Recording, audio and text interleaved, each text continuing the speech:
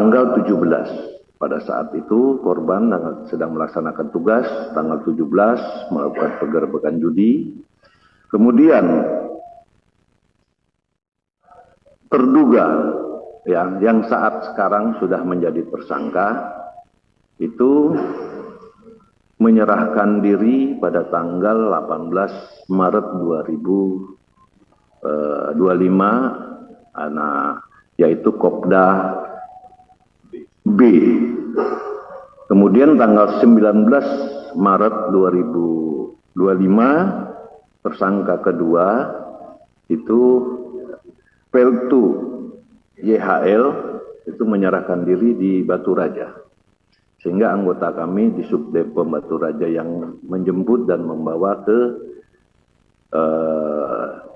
Denpom 23 Lampung untuk segera diamankan. Kemudian pada hari dan tanggal yang sama, tanggal 18 maupun tanggal 19 Maret ini, Dandim selaku Ankum itu membuat surat penitipan terduga kepada Denpom untuk diamankan. Nah, pada tanggal 19 Maret, Denpom sudah mulai melakukan penyelidikan maupun ke arah penyidikan, di mana kita menginterogasi, mencari alat dan bukti dalam kasus pidana ini. Alhamdulillah, pelaku mengakui, kemudian menunjukkan di saat dia lari dari lokasi itu membuang senjata di satu tempat. Akhirnya tanggal 19 Maret siang hari anggota Denpom melaksanakan pencarian barang bukti tersebut dan syukur alhamdulillah ditemukan. Mungkin fotonya ada. Nah, ditemukan di sini. Nah, setelah alat bukti dan barang bukti kami temukan dan hasil pemeriksaan tersangka mengakui perbuatannya, maka dan Denpom koordinasi kepada Polda maupun Polres untuk meminta pelaporan secara resmi ke kami dalam rangka untuk menentukan tersangka dan melakukan proses hukum lebih lanjut. Dan itu dilaksanakan pada tanggal 22 Maret 2025. Anggota dari Polsek Negara Batin atas nama Aibda Wara Andani telah membuat laporan polisi kepada kami tentang laporan polisinya tentang tindak pidana penembakan terhadap 3 orang korban yang saat melaksanakan tugas.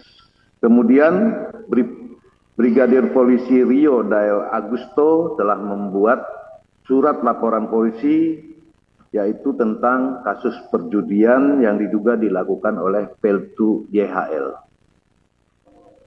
Tanggal 22 ini berdasarkan laporan polisi ini, maka penyidik melakukan SOP-nya atau mekanisme dalam penyidikan itu membuat surat permohonan kepada Ankum, yaitu Dandim.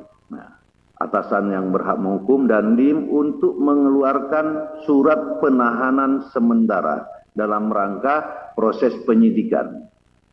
Pada tanggal 23 Maret 2025, Dandim mengeluarkan surat penyerahan perkara untuk penyidikan dan penahanan sementara. Sehingga di tanggal 23 Maret 2025 resmi kedua tersangka ini kita jadikan sebagai tersangka untuk penyelidikan lebih lanjut.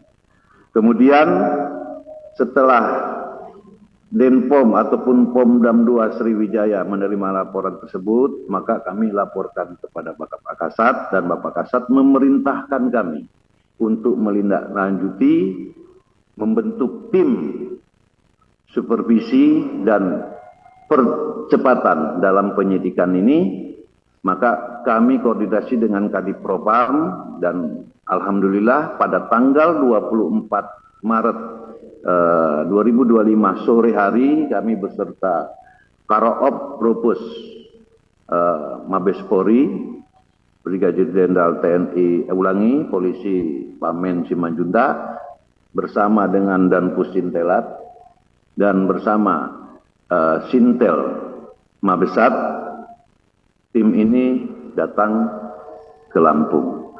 Kemudian malam hari kami membedah permasalahan apa saja, apa mungkin yang akan kita lakukan ke depan, sehingga di tanggal 24 kemarin kami memohon kepada Kapolda untuk melihat hasil dari rekan-rekan Polri seperti apa, hasil dari kita seperti apa, kita padukan.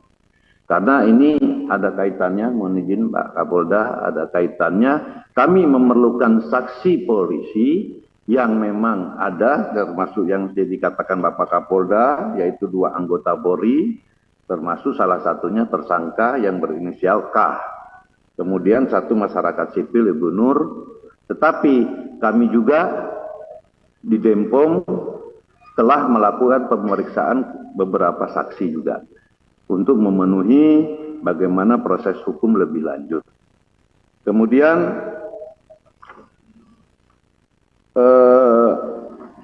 di dalam penyelidikan ini, dalam pelaporan polisi, ya, untuk Kopda B itu disangkakan pasal 340 dengan Yonto 338. Sementara untuk tersangka P2 YHL itu adalah laporan polisinya disangkakan di pasal 303 KUHP. Namun untuk Kopda B karena memiliki senjata, ya, pabrikan tetapi bukan organik, saya katakan itu akan kita lakukan undang-undang darurat juga tentang senjata. Jadi percayalah rekan-rekan sekalian, kami akan profesional, akan melakukan kerja dengan baik. Apa yang menjadi prosedur tetap kami jalankan. Kemudian komitmen Bapak Kasat juga sampaikan kepada kami, buka seterang-terangnya, transparan, kemudian proses hukum apabila memang anggota TNI Angkatan Darat ini salah, lakukan proses hukum dengan baik. Maka kami akan berupaya untuk percepatan. Tim kami dari Jakarta 10 orang, kami akan memperkuat Denpom untuk segera menyelesaikan persoalan ini dan selalu bekerja sama dengan Polda, khususnya mungkin Dirkrim kami akan tetap lakukan. Dan jelas komitmen Bapak Kasat, kolaborasi ini harus dilaksanakan, jaga institusi kedua belah pihak yang sudah sinergitas antara TNI dan Polri, kemudian lakukan yang terbaik untuk bangsa ini. Mungkin bisa kami jelaskan seperti ini, kurang dan lebihnya saya mohon maaf. Saya akhiri. Wassalamualaikum warahmatullahi wabarakatuh.